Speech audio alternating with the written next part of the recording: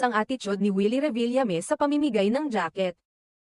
Naglabas ng opinyon si OG Diaz, isang kilalang personalidad sa showbiz, tungkol sa isang viral video ni Willie Revillame habang nangangampanya para sa kanyang kandidatura bilang senador.